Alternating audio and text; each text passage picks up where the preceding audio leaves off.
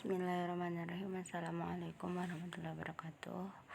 Perkenalkan, nama saya Usrawati Zayana, kelas 4B, jurusan Tadris Matematika UIN Mataram, akan menyampaikan pemahaman saya pada mata kuliah strategi pembelajaran matematika yang diampu oleh Bapak Ervin Effendi MPD, yang dimana terdapat 4 materi. Yang pertama, teori belajar; kedua, objek pembelajaran matematika; yang ketiga, pendekatan pembelajaran; dan yang keempat, realistic mathematics education. Teori belajar. Teori belajar terdapat 4 macam teori. Yang pertama, teori belajar behavioristik; yang kedua, teori belajar humanistik; yang ketiga, teori belajar kognitivisme; dan yang keempat, teori belajar konstruktivistik. Teori belajar behavioristik. Menurut teori behavioristik, belajar adalah perubahan tingkah laku sebagai akibat dari adanya interaksi antara stimulus dan respon. Dengan kata lain, belajar merupakan bentuk perubahan yang dialami siswa dalam hal kemampuannya untuk bertingkah laku dengan cara yang baru sebagai hasil interaksi antara stimulus dan respon. Seseorang dianggap telah belajar sesuatu jika ia dapat menunjukkan perubahan tingkah lakunya.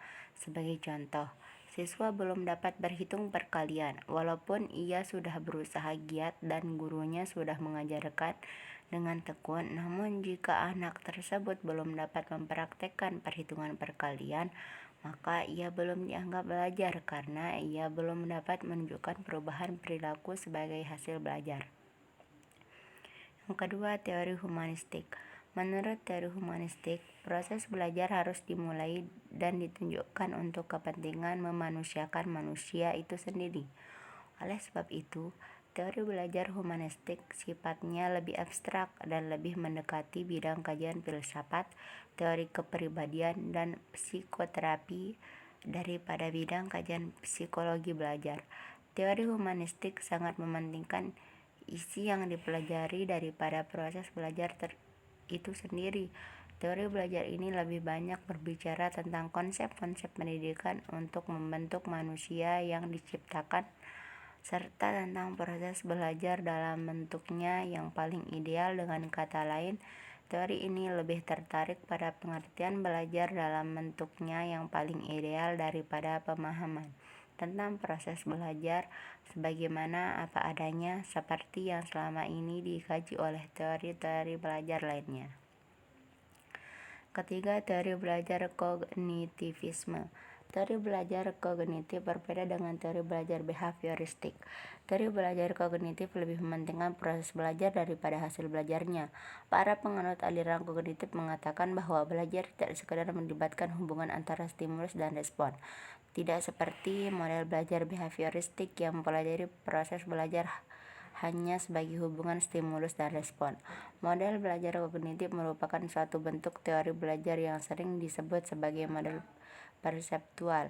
Model belajar kognitif yang mengatakan bahwa tingkah laku seorang ditentukan oleh persepsi serta pemahamannya tentang situasi yang berhubungan dengan tujuan belajarnya.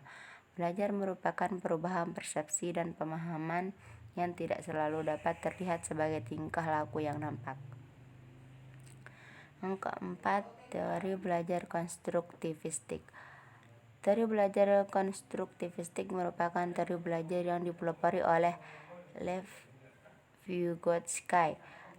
Teori belajar konstruktivistik atau yang sering disebut sebagai teori belajar sosiokultur merupakan teori belajar yang titik tekan utamanya adalah pada bagaimana seorang belajar dengan bantuan orang lain dalam suatu zona keterbatasannya dirinya, yaitu zona proximal development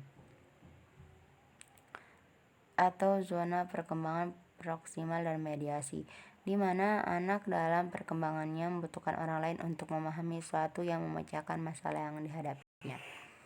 Objek-objek pembelajaran matematika. Kajian objek pembelajaran matematika sekolah meliputi 4 cakupan sebagai berikut. Yang pertama fakta, 2 konsep, 3 prinsip, yang keempat keterampilan. Kajian fakta memberikan kemampuan membedakan antara kebenaran sebagai semufakatan dan kebenaran yang didapat secara konsistensi. Kajian konsep memberikan kemampuan memberikan contoh beberapa macam definisi. Kajian prinsip memberikan kemampuan memberikan contoh prinsip dan menentukan kapan suatu prinsip diajarkan sebagai prinsip dan kapan diajarkan sebagai fakta. Kajian penalaran memberikan kemampuan menyebutkan ciri-ciri penalaran deduksi, ciri-ciri penalaran induksi, dan ciri-ciri penalaran ilmiah. Kajian pemecahan masalah memberikan kemampuan menyebutkan 4 langkah pemecahan masalah dan beberapa strategi pemecahan masalah. Kemampuan umum yang disebut di atas dirincikan lebih lanjut menjadi sasaran belajar sebagai berikut setelah belajar modul ini.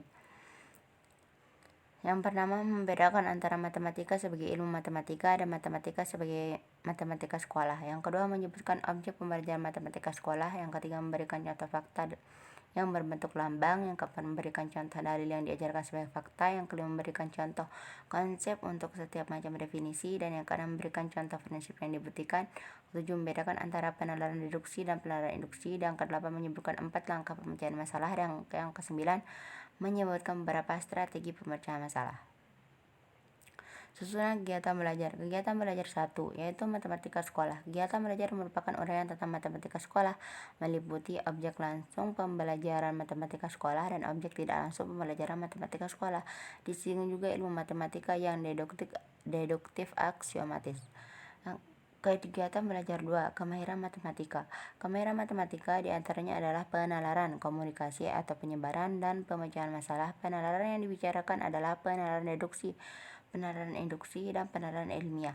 Penyebaran matematika memberikan gambaran tentang tumbuh dan kembangnya matematika sejak mula pertumbuhannya hingga sekarang. Pemecahan masalah meliputi langkah-langkah pemecahan masalah dan strategi pemecahan masalah.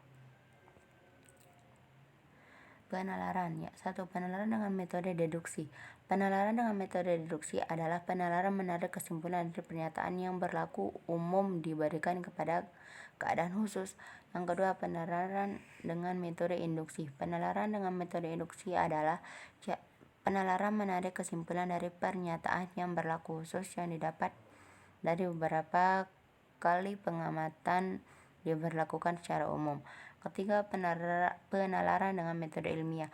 Penalaran dengan metode ilmiah adalah penalaran yang merupakan rangkaian penalaran deduksi dan penalaran induksi yang dilakukan berulang kali. Komunikasi atau penyebaran. Pada masa awal perkembangannya, matematika memiliki objek benda-benda nyata di kehidupan sehari-hari di sekeliling kita. Pada waktu itu, matematika merupakan salah satu sarana memecahkan masalah hidup sehari-hari. Kemudian melalui abstraksi dan idealisasi, tersusun matematika sebagai pengetahuan yang memiliki sistem dan struktur deduktif aksiomatif. Matematika tumbuh dan berkembang secara mandiri, bahkan sering dirasakan tidak memiliki manfaat. Baru di kemudian hari, beberapa abad selang penemuan yang manusia merasakan manfaatnya, terutama setelah ditemukannya komputer.